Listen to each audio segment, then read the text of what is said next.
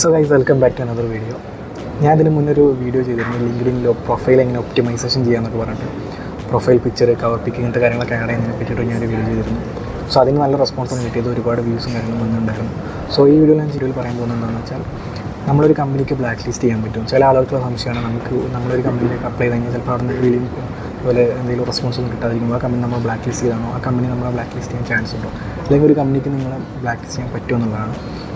അതുപോലെ തന്നെ നിങ്ങൾക്ക് സംശയം, ഒരു കമ്പനിക്ക് നിങ്ങൾ എൻ്റെ ഇൻഡസ്ട്രിയിൽ നിന്ന് ബ്ലാക്ക് ലിസ്റ്റ് ചെയ്യാൻ പറ്റുന്നു. അങ്ങനെ എൻ്റെ ഇൻഡസ്ട്രിയിൽ നിന്ന് നിങ്ങളെ ബ്ലാക്ക് ലിസ്റ്റ് ചെയ്യാൻ പറ്റില്ല.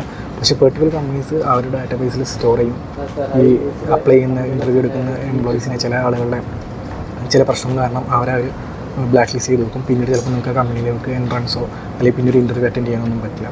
സോ അങ്ങനെ ഒരു സിറ്റുവേഷൻ വരാതിരിക്കാൻ നിങ്ങൾ എന്തൊക്കെ കെയർ ചെയ്യണമെന്നാണ് ഈ വീഡിയോയിൽ പറയാൻ പോകുന്നത്.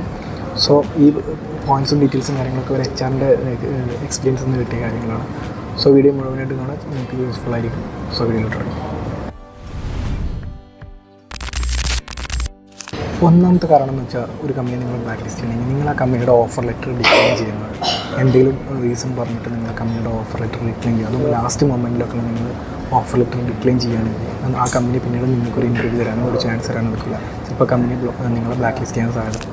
സോ രണ്ടാമത്തെ കാര്യം എന്ന് പറയുന്നത് ഡിസോണസ്റ്റിയാണ്. ഇൻ്റർവ്യൂ നടക്കുന്ന സമയത്ത് നിങ്ങൾ ചീറ്റിങ്ങോ കാര്യങ്ങൾ ചെയ്യുകയാണെങ്കിൽ, അല്ലെങ്കിൽ അവരറിയാത്ത എന്തെങ്കിലും, ഇപ്പോൾ ഇൻ്റർവ്യൂ ഓൺലൈനിലാണ് കണ്ടക്ട് ചെയ്യുന്നതെങ്കിൽ നിങ്ങൾ ചീറ്റ് ചെയ്യുക, അതുപോലെ എന്തെങ്കിലും സർട്ടിഫിക്കറ്റ്സ് അങ്ങനത്തെ ചീറ്റിംഗ് ആയിട്ട് എന്തെങ്കിലും നിങ്ങൾ നടത്തി കഴിഞ്ഞാൽ പിന്നീട് അവർ ഫൈൻഡ് ചെയ്തതാണെങ്കിൽ പിന്നീട് നിങ്ങൾക്ക് ആ കമ്പനിയിലോട്ട് ഇൻ്റർവ്യൂവിന് പോകാനോ ഒന്നും പറ്റില്ല. അവർ നിങ്ങളെ ബ്ലാക്ക് ലിസ്റ്റ് ചെയ്യും.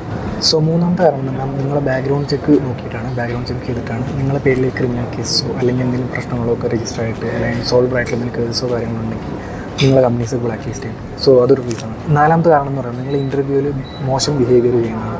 അത് നിങ്ങളൊരു ടീം പ്ലെയർ അല്ല, അങ്ങനത്തെ രീതിയിലേക്കുള്ളൊരു മോശം ബിഹേവിയർ, ആറ്റിറ്റ്യൂഡും കാര്യങ്ങളൊക്കെ നിങ്ങൾ ഇൻ്റർവ്യൂവിൽ ചെയ്യുകയാണെങ്കിൽ ആ കമ്പനി ചിലപ്പോൾ പിന്നീട് നിങ്ങളെ പരിഗണിക്കില്ല. അടുത്ത ഇൻ്റർവ്യൂവിന് അടുത്തൊരു റോൾ അവിടെ വരികയാണെങ്കിൽ, അവിടെ അടുത്ത ഓപ്പണിംഗ് വരികയാണെങ്കിൽ ആ കമ്പനി നിങ്ങളെ പരിഗണിക്കാതിരിക്കും.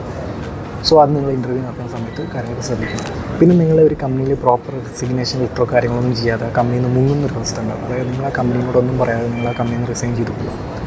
അത് അബ്സ്കോണ്ടിങ് ആണ്. അപ്പോൾ നിങ്ങൾ പിന്നെ ആ കമ്പനി പരിഗണിക്കില്ല. അതുപോലെ പിന്നെ ഒരു ഇൻ്റർവ്യൂ ഒരു ചാൻസ് വന്നാലും നിങ്ങൾ ആ കമ്പനി എടുക്കില്ല. അപ്പോൾ അങ്ങനെ നിങ്ങൾ ആ കമ്പനി ബ്ലാക്ക് ലിസ്റ്റ് ചെയ്യും. നിങ്ങൾ കാരണം അങ്ങനെ ഒരു ബിഹേവിയർ ഉണ്ടായിട്ടുണ്ട്. പിന്നെ termination due to policy violation. നിങ്ങൾ ആ കമ്പനിയുടെ എന്തെങ്കിലും പോളിസി വയലേറ്റ് ചെയ്തിട്ടുണ്ടെങ്കിൽ പിന്നെ നിങ്ങൾ ആ കമ്പനി എടുക്കില്ല.